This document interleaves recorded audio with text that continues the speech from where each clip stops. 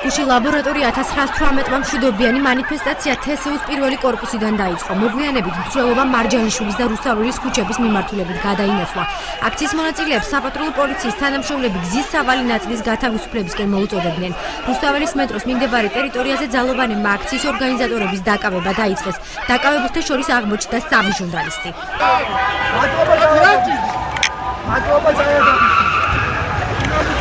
მადლობა ძალადობისთვის.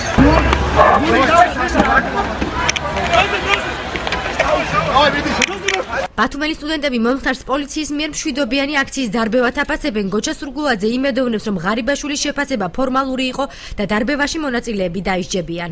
ჩვენ უნდა ვიყოთ მაქსიმალურად აქტიურები სტუდენტები, რომ არ გაიყვნეს ბჭყალებში ეს ხელისუფლება, ანუ არ დაემსგავსოს წინას და იმ რეჟიმის, ესე ვთქვათ, ელემენტები უკვე დავინახეთ, თუნდაც აი ამ ფაქტთან დაკავშირებით.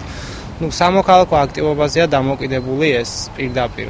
კადრების ნაჩვენები სამოქალაქო ფორმებში საცმული პოლიციელები, რომლებიც პროვოცირებას და პროვოკაციას აწყობდნენ სტუდენტთა მიმართებაში.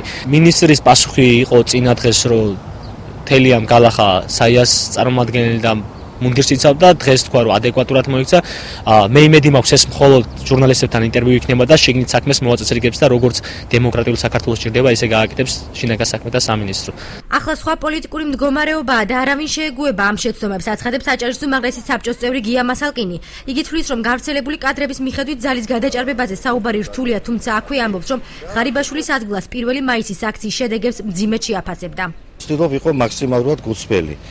ის კადრები ჩემთვის არ არის საკმარისი, რომ გამოვიტანო საბოლოო დასკვნა. არც სამოქალაქო საზოგადოება გაჩერდება, სხვა სიტუაცია. მე მაგალითად ვიტყოდი შემდეგს, მე რო ვიყავ თქვათ მის ადგილას, რომ მოხდა ძალიან მძიმე ფაქტი და მე ყველაფერს ვიღონებ, რომ უახლოეს დღეებში საზოგადოებას სრული ინფორმაცია მივაწოდოთ.